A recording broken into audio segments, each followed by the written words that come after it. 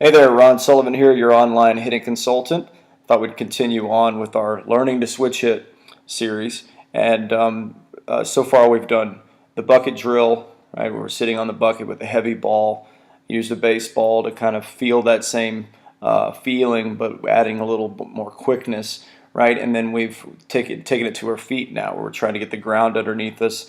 And so this is a continuation of the hammer drill, right? Where again we still are remaining right hand dominant here.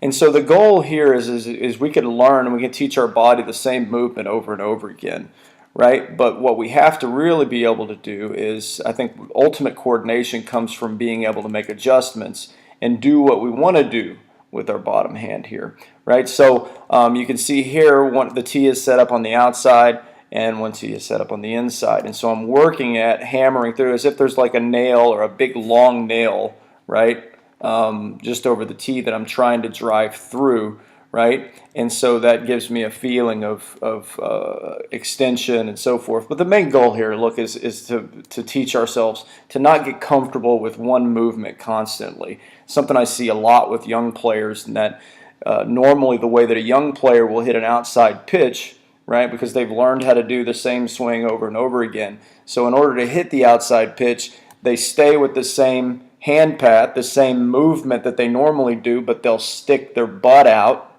right, in order to hold on to that position. And because they're so afraid of breaking, maybe let's say some connected piece, right, that they're afraid to let their hands go. And so that's not the right way to try to hit an outside pitch, right? We got to hit an outside pitch with our hands, right, and have some freedom there. And so this is just, in this stage, I want players just to start feeling that they have ultimate control with their hands. Okay, now look, it's not everything in the swing. It's not just hands, but here it is. We're still building that coordination. And so a couple of things to look out for, like so right here you can see I'm holding on to the hammer as I go to the finish. Okay, in the last frames you'll see I'm going to actually throw it. But this is where I think I want players initially to feel and hold on to it all the way through to finish.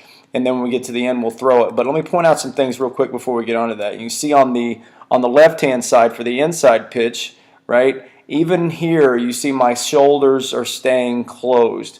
Now, again, my goal is not to sell you that players at the highest level have their shoulders closed at contact. When we're developing coordination, when we're doing drills, we're trying to teach ourselves good habits here, okay? And one of the good habits we're learning with this one-handed drill is that we're trying to let the front shoulder respond, okay, to the hands.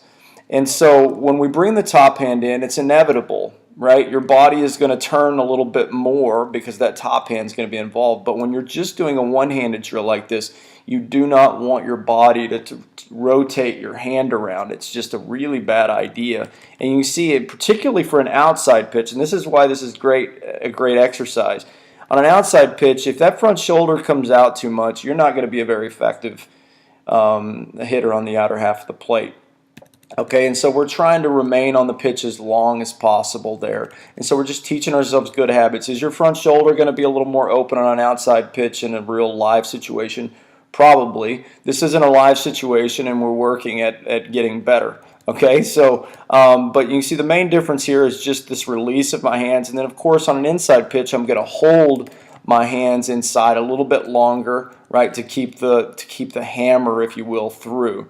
Okay, now I know a lot of you have heard of hammering with the top hand. We're hammering with the bottom hand on the right side of the plate. On the left side of the plate, at least the way that I'm teaching it. All right, and so work at that. And let me work to the, I don't know if these are going to stay in sequence after I do this. No, they're not.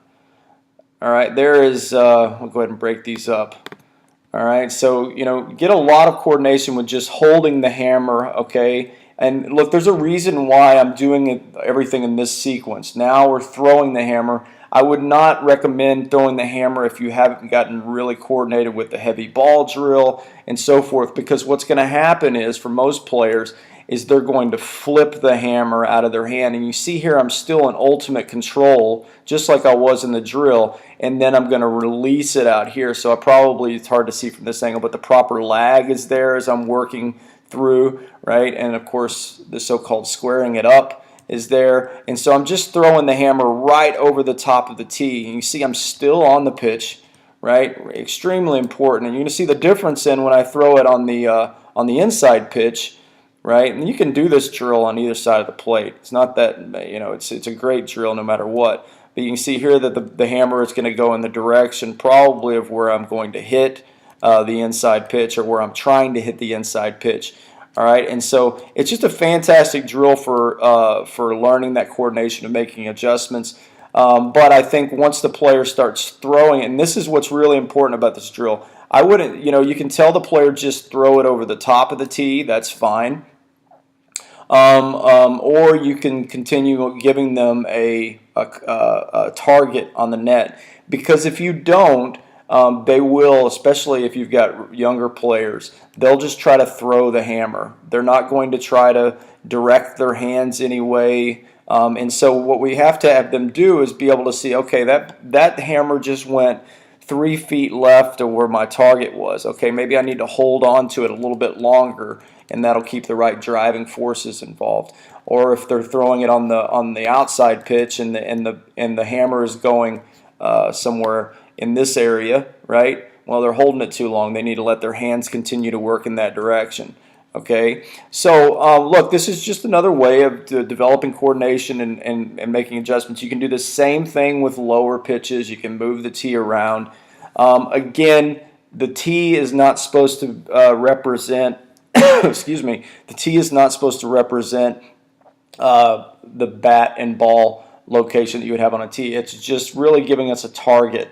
Okay, and I think that you could still hit in these locations, but we don't want to give the impression that this is the bat in our hand, because then you're going to have a whole nother 15, 20 inches on this end, right? So we want to make sure that the player knows that the tee has nothing to do with a regular hitting situation. It's just more of a target, if anything.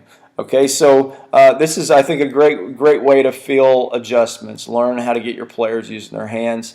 All right, feel free to send me video, right, of your player doing the drill, and I'd be happy to help you troubleshoot through some of these things. All right, I'm Ron Sullivan, your online hitting consultant. Thanks again.